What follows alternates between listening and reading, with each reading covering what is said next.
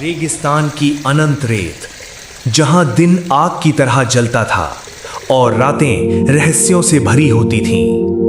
अरब, एक ऐसी भूमि जहां कबीले थे, युद्ध थे और अंधविश्वासों का अंधेरा था।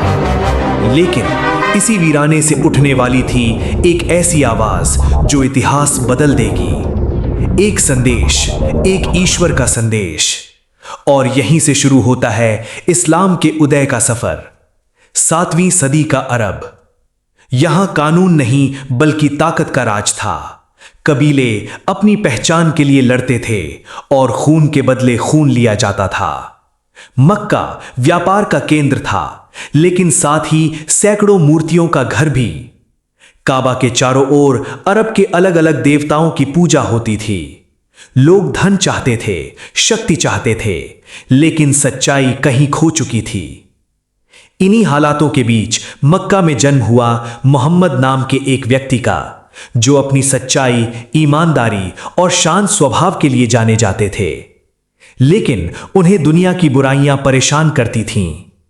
और फिर एक रात हिरा की गुफा में सब कुछ बदल गया। रात की खामोशी में एक आवाज गूंजी, पढ़ो। यहीं से शुरू हुआ कुरान का संदेश। एक ईश्वर, न्याय, दया और इंसानियत का संदेश। लेकिन हर क्रांति की तरह इस संदेश का भी विरोध हुआ। मक्का के शक्तिशाली लोग डर गए थे, क्योंकि यह संदेश बराबरी की बात करता था। गरीब और अमीर सबको एक मानता था, और यही बात पुरानी व्यवस्था के लिए खतरा बन गई। मोहम्मद और उनके साथियों को सताया गया, बहिष्कार किया गया, लेकिन संदेश रुकने वाला नहीं था। फिर आया इतिहास का सबसे महत्वपूर्ण मोड़, हिजरत। मक्का से मदीना की यात्रा, और यहीं से एक नई सभ्यता की नींव रखी गई, जहां इंसाफ था, भाईचारा था और एक नई शुरुआत थी। रेगिस्तान से उठी वो आवाज धीरे धीरे पूरी दुनिया में फैलने लगी, और इतिहास ने देखा कि कैसे एक अकेला संदेश सभ्यताओं को बदल सकता है।